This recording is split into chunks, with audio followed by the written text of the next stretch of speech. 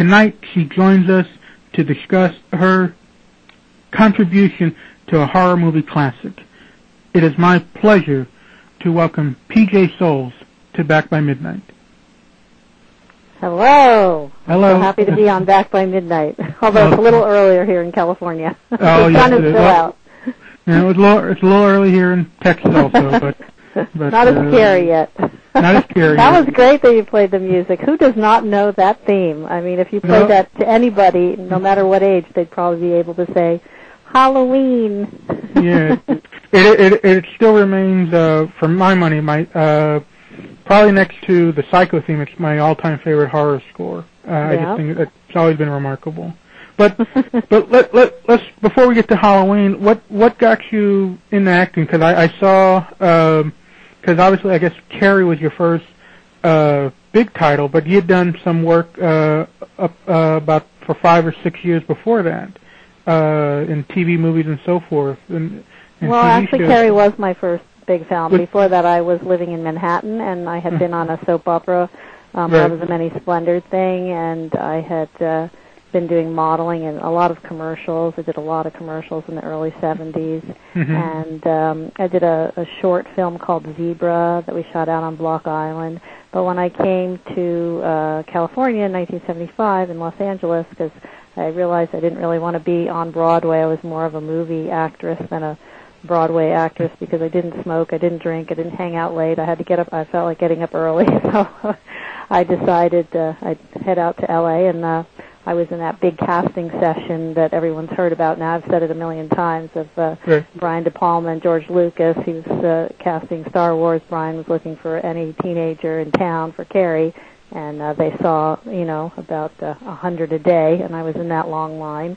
And when I walked in the room, Brian looked at George and said, I'll put her on my list. And so then we got called back for callbacks just to Brian's place.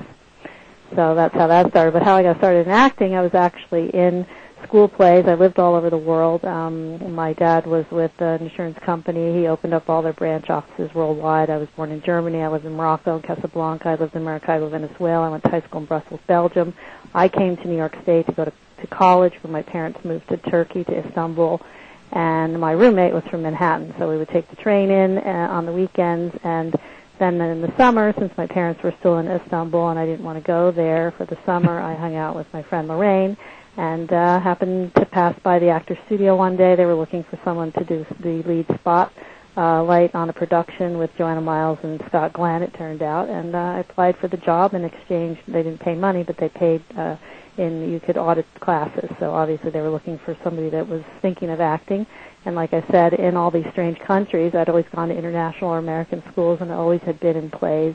And it was just something that was I did for fun. And so I was there doing the lead spot, and I met a guy afterwards called Joshua White. He did the Joshua White show at the Fillmore East. And he said, my sister's an actress, and I think you can make some money over the summer by doing commercials. I'll introduce you to Lester Lewis. And that's how it all started. And, I toyed with the idea of sticking around and not going back to college. I think I went back for a month, and then I was just making so much money and having so much fun, I decided, okay, this is for me. I didn't know you could do this.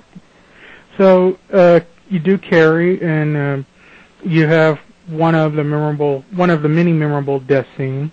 Thanks to the red baseball cap, which I actually wore to the audition, and as I was turning around to leave, Brian said, bring that to the set. And I went, the hat? And he went, yes, the hat.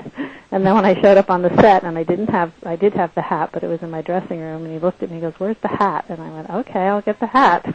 And then when I put my prom dress on, he goes, where's the hat? And I said, you want me to wear it for the prom? He goes, yes, Norma always wears her hat. And of course, the famous story, your accident on Carrie. Oh yes, with the fire hose. Well, the fire hose. Brian kind of planned everybody's all the characters' deaths the hour before, so we're all in suspense as to what was going to happen. And mine was with the fire hose, batting my head around and supposedly throwing me against the bleacher and breaking my neck. But the fire chief didn't want to man the hose. He said the stream was too powerful, and Dick Zeiker, the stunt coordinator, said, well, I'll do it. And none of us realized how powerful a fire hose is. Thank goodness it is, because of all the recent fires here in L.A. So it's a good thing, but when you're working with it on your face, it was just a little too strong, and it went in my ear and broke my eardrum, and I just immediately fell to the floor because I guess when you break your eardrum, you lose your equilibrium, and I just kind of slid to the floor. But that actual moment is on screen because, it's the moment. Couldn't do a second take on that. So, that was a painful end to Norma and to PJ as well. Right. I'm just from because I've had a long history of ear problems. How long does it take for an eardrum to heal? It took about 6 months, and I went in every other week for shots. I have no idea what they were, but I certainly don't have any problem with hearing. Right. So that's a good thing. Everybody tells me, my kids, I hear too well, so it didn't affect me, and so I'm grateful for that. But everybody liked Norma because she was just kind of the nicer girl between the two of me and Nancy Allen. And Nancy really was a bad girl, and I was just kind of the follower. But Carrie had it out for me too, I guess, because I did laugh at her. Well, no, and then you followed this up. Some people may not know this, but you also John Travolta was in Carrie, and you also had a part in Boy in a Plastic Bubble.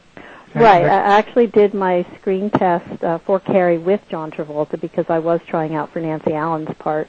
Right. Amy Irving was trying out for Sissy Spacek's part. So everybody was trying out for different parts. Jack Fisk, who was the set designer, had already had the job of the set designer, and he kept pleading with Brian De Palma to get Sissy in for him to see her, and he's like, no. But the day of the screen test, I guess he permitted Sissy to, okay, go ahead, do your screen test, and then she just blew them all away. So, and then, it ended up where I got to be Norma, who actually only had one line in the film at the opening of the movie in the volleyball court when I say, thanks, Carrie, and I whack my hat on her head, and one of my pins got stuck in her hair, and I yanked it out, and at Daly's, everybody was just laughing hysterically, and I was only signed on for 2 weeks, but after that, Brian De Palma called my agent and said, she's on for the whole shoot, and we're going to just give her bits, parts, and throw her in wherever. So wherever you see me, I was just thrown in, and none of that was ever scripted. And so that turned out to be fortuitous. Yeah. It's good thing you had that. And John and I had become friends, as he was friends with everybody on the set of Carrie. He was very childlike and skipped around the set, and we all had a lot of fun with him. And when he was doing The Boy in the Plastic Bubble, he was my biggest supporter, like I said, when we would watch the dailies from Carrie, which is unusual, but Brian encouraged us to go and to make a big party of it every night after work. And John Travolta was just, hysterical every time I came on the screen. So when he had a chance to throw me in as one of the students in his movie of the week, I was delighted, and I had a great time. And from what I understand is that John Carpenter was a fan of Carrie and was a fan of yours, and that he wrote Linda specifically for you. Is that true? I didn't hear that until way after, like maybe about 10 years ago. I guess, he's done enough interviews where that kind of information came out. He didn't tell me that. I went on an audition like everybody else, but he did, he did have me read a scene, and I read it, and afterwards he said to me, "Why, you're the only one that has read that scene and said the word totally the way I hear it." And I went, "Really? How else would you say it?" And he said, "I don't know, but you got the part." And so that's the first time that a director in a casting audition would, it's very unusual for them to tell you on the spot that you've got got the job, got the part, and then he asked me to stay and help pick out my boyfriend, of which there were 3 choices. So I stayed to pick out Bob.